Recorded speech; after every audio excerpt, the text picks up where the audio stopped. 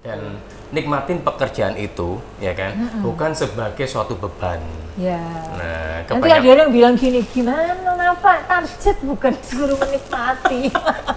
Ya ada nikmatnya sama Gak ada nikmat. sekali. Yang pasti kita bekerja itu kalau bicara tidak ada nikmat, tidak ada nikmatnya Iya, kan, iya, gitu. iya. Karena target semua. Tetapi proses itu kita jalani dengan baik, Betul, bukan dengan stres, ya kan. iya. Itu akan lebih lebih rileks dalam bekerja.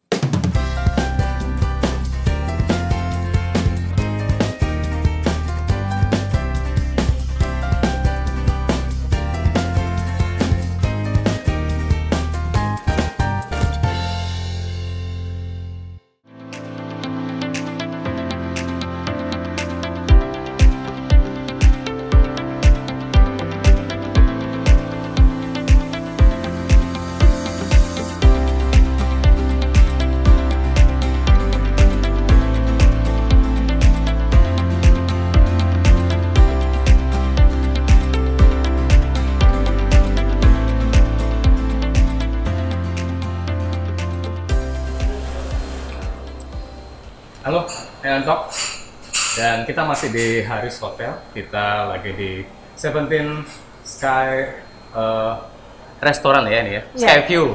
Skyview. Restoran and Lounge. Jadi tempatnya sangat cozy. Dan kali ini kita akan membahas satu tema yang juga toxic-toxican lagi. Kalau kita dulu pernah membahas toxic apa Bu Novi? Relationship ya. Toxic relationship di kantor ya, di office Betul, ya. Jadi betul. bahwa hubungan antar rekan kerja, atasan, bawahan itu juga bisa menjadi iya. toxic. Betul. Nah, kali ini kita juga tetap toxic-toxican tapi terkait dengan toxic productivity. Jadi kalau kita bicara productivity kan sebenarnya sesuatu yang positif gitu Ya, kan. terkait dengan kinerja, Terhadap dengan mencari kinerja, karir, efisiensi, betul, efektivitas, betul. hasil yang melebihi target yang optimal seperti itu kan. Deadline tepat waktu. Deadline tepat waktu. Nah, tapi kenapa itu menjadi toxic? Nah, Itu yang perlu kita bahas. Jadi kita kupas sebentar ya. Iya. Supaya ini menjadi pemahaman kita bersama dan kemudian kita bisa menyikapinya dengan lebih baik lagi. Betul. Karena gini, kadang saya melihat bahwa seseorang itu ketika dikasih target, beban pekerjaan, itu istilahnya apa ya? Dia jadi kemerungsung. Tahu kemerungsung itu apa ya? Ya, terobsesi. Nah, dia terobsesi untuk mengerjakan pekerjaan itu dengan baik, sesuai dengan deadline-nya. Terus kemudian kalau bisa dikerjakan secara perfect, Ya. ya kan?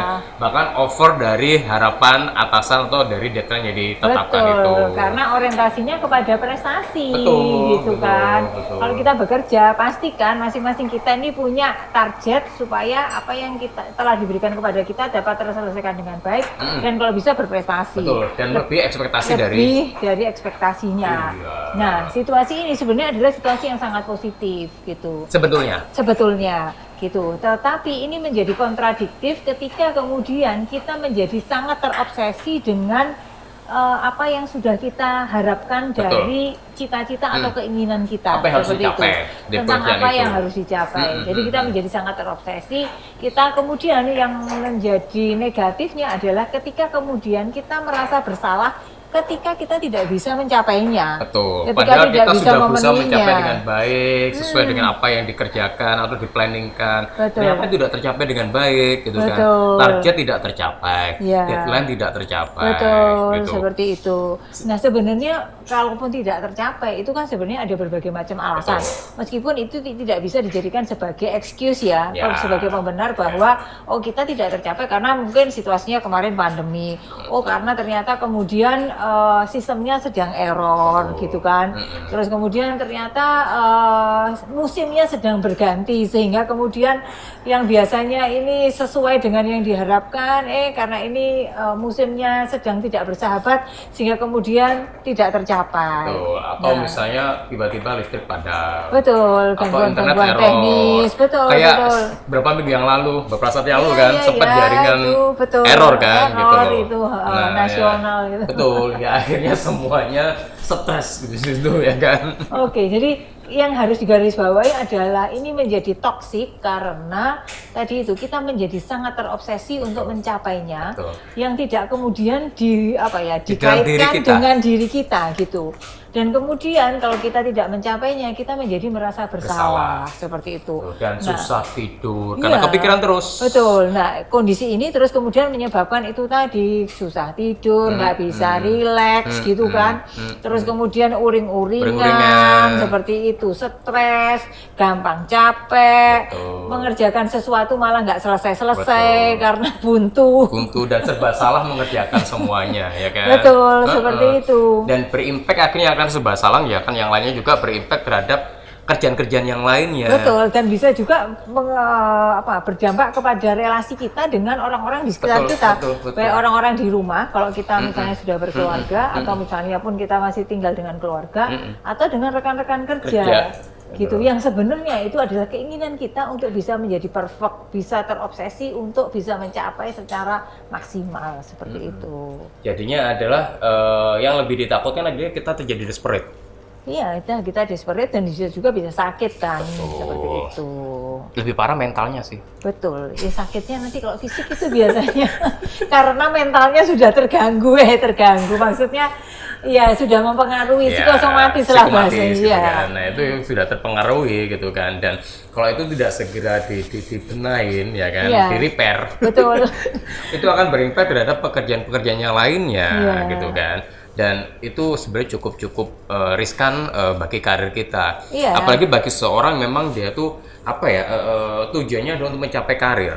Iya. Jadi ada orang kan yang misalnya mereka Obsesi. terobsesi karena masih muda dan dia merasa bahwa aku harus menunjukkan ini kepada atasanku, kepada teman-temanku, bahwa kepada orang tuaku gitu ya. Bahwa aku Saya juga bisa harus, sukses. aku harus bisa menjadi yang the best misalnya Iya. seperti itu. Iya. Nah, situasi inilah yang kemudian membuat kita tadi itu akhirnya ketika kemudian ini menjadi puncaknya gitu ya, sudah mentok, menjadi berbalik karena itu Betul, dikatakan betul. toxic Toxic. productivity gitu ya. Dan racun buat diri kita dan produktivitas kerja kita. Betul sekali. Terus gimana nih kita harus membersihkan racun-racun itu? Membersihkan racun bagaimana? Yuk kita tanya ya kepada rumput yang bergoyang. Jadi nyanyi nih.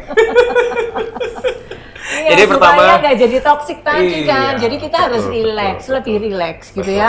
Kita mungkin lebih realize bahwa setiap orang punya batas-batas kemampuan atau hal-hal yang kemudian membatasi dirinya Iya. gitu kan. Jadi kita harus realize dengan diri kita sendiri. bahwa tidak semua target itu bisa tercapai. Iya, tidak semua pekerjaan kita bisa lakukan sendiri. Mungkin saking terobsesinya kita ini ingin mencapai hasil terbaik, akhirnya kita kerjakan sendiri. Kita nggak percaya sama orang, gitu kan. Kemudian kita nggak mau delegasikan kepada orang lain. Terus kemudian supaya kita ini yang diakui, kita juga nggak mau share ini kepada orang lain. Betul. Nanti takut ditiru idenya, gitu kan. Atau kemudian kalau ternyata orang jadi tahu, kan jadi bukan rahasia, bukan sesuatu pencapaianku, karena orang itu bisa jadi akan tahu cara yang akan kita lakukan, seperti itu. Betul. Jadi itu tadi kita harus realize, terus kemudian karena kita realize dengan kemampuan kita tahu bahwa tidak semua pekerjaan itu bisa kita kerjakan sendiri. Betul. Ada pekerjaan yang harus dibagi dengan tim, ada pekerjaan-pekerjaan yang memang menjadi porsi kita. Dan mengenali kemampuan diri sendiri. Betul, itu kuncinya di betul. sana. Kebanyakan sih kalau saya temuin ada beberapa orang tidak mengenali kemampuan diri sendiri. Gitu Iya. kan, bahwa antara kompetensi yang dia miliki dengan target beban Betul. kerjanya itu tidak inline gitu kan, Betul. dan dia memaksakan diri untuk mencapai itu. Betul, Dan itu betul. juga akhirnya susah untuk dilakukan. Iya. Nah, jadi kita mencoba untuk memahami kemampuan diri kita sendiri dengan apa yang harus kita kerjakan. Nah, Kalau memang butuh bantuan dari support dari rekan kerja ya harus gitu kan. Atasan bisa Atau atasan. jadi gitu. Seperti itu. Nah, ini sebenarnya agak sering terjadi pada anak-anak atau orang-orang yang masih baru, yang Betul. baru mulai berkarir, di mana masih kepinginnya, heroiknya, kepingin menunjukkan kemampuannya, bahwa saya ini orang yang bisa diandalkan, orang yang dipercaya, ingin menunjukkan kepada lingkungannya, kepada orang tuanya, kepada pacarnya, calon istrinya, gitu Atau kan, calon mertuanya. atau calon mertuanya, Karena ditarget oleh bahwa calon dia mertuanya. mampu. Dan karena dia merasa bahwa dia ini harus mampu melakukannya, itu tadi dia makin Punya terobsesi. obsesi. Nah, padahal bisa jadi ketika awal kita berkarir, kita itu belum mengenali sebenarnya pekerjaan ini yang sekarang kita jalani itu sesuai sama passion kita. Apakah sesuai dengan minat kita, dengan kompetensi kita. Karena ya itu tadi, kadang ya udahlah adanya pekerjaan ini yang harus saya terima. Dan kemudian kita sambil proses mestinya kita harus tetap melihat bahwa apakah pekerjaan ini sesuai atau tidak dengan diri kita. Seperti itu. Dan nikmatin pekerjaan itu, ya kan, bukan sebagai suatu beban. Ya. Nah, nanti ada yang bilang gini, gimana Pak, target bukan suruh menikmati. Ya ada nikmatnya sama sekali. Yang pasti kita bekerja itu kalau bicara tidak ada nikmat, tidak ada nikmatnya kan, gitu. Karena target semua. Tetapi proses itu kita jalani dengan baik, bukan dengan stres, ya kan. Itu akan lebih lebih rileks dalam bekerja itu kan. Dan bahwa yang namanya rekan kerja itu adalah partner kita. Bukan kita bekerja dengan diri kita sendiri, dengan beban kita sendiri gitu. Jadi itu sih. Yang kedua adalah coba deh kita lebih rileks, jalan-jalan, nikmati liburan, nge-mall. Kalau kemarin nggak bisa nge-mall gimana? BFH terus? BFH terus itu. Nontonin YouTube terus kan, nontonin Aneltok sih bagus ya. Iya. Rasanya kemarin ketika nggak bisa nge-mall, nggak bisa liburan, ya mencoba untuk apa yang bisa dikerjakan di rumah kan gitu loh. Misal bisa berkebun, ya kan. Suka masak-masak, ya bikin cookies lah, nyoba-nyoba resep. Ngotak-ngatik mobil, ya kan. Pura-pura jadi tukang bengkel, bisa bongkar nggak bisa kembaliin. Bongkar komputer. Bisa bongkar nggak bisa balikin. Jadi pokoknya cari aktivitas yang tidak rutin. Yang di luar rutinitas pekerjaan utama kita. Kalau suka renang ya silahkan renang, suka lari silahkan Anda bisa lari. Kalau kemudian lari dari kenyataan gimana coba? Jangan sampai lari dari kenyataan karena tidak selesai masalahnya. Lalu kemudian kalau misalnya kita suka goes ya kita goes kayak gitu. Kan kemarin banyak goes kan? Banyak. PPKM kan gitu, asal prokes kan gitu. Betul. Atau apapun lah, Anda suka jalan-jalan ya jalan-jalan. Traveling. Di seputar kota aja kan kemarin border gitu. Ya kita cari cara lah kita yang mencari cara mau olahraga yang aman dan yang sesuai dengan diri kita. Jadi bukan asal ikut-ikutan ya. Nanti sudah karena di pekerjaan sudah burn out seperti itu. Terus kemudian kita masih ikut-ikutan teman. Ikut-ikutan itu bahayanya adalah kita merasa harus mengikuti terpaksa tren. Padahal sebenarnya dia nggak hobi sepedaan, tahu temennya sepedaan, ikut sepedaan. Dan akhirnya bertahan cuma seminggu doang. Loh, bukan hanya seminggu, kalau dia kemudian merasa sama temennya, ayo masa berhenti, misalnya seperti itu. Wah udah kan, mau nggak mau dia nggak merasa nggak enak, dia akhirnya ngikutin. Jadi akhirnya stresnya bertambah. Bukan hanya stres di pekerjaan, tetapi ada tambahan lagi, stres lagi karena... Di hobi yang bukan hobinya. Tapi hobinya temen. Hobinya temen dan kepingin diakui. Nah, itu bahaya sekali. Pengen eksis, jadinya stres, bukan nikmat. Iya.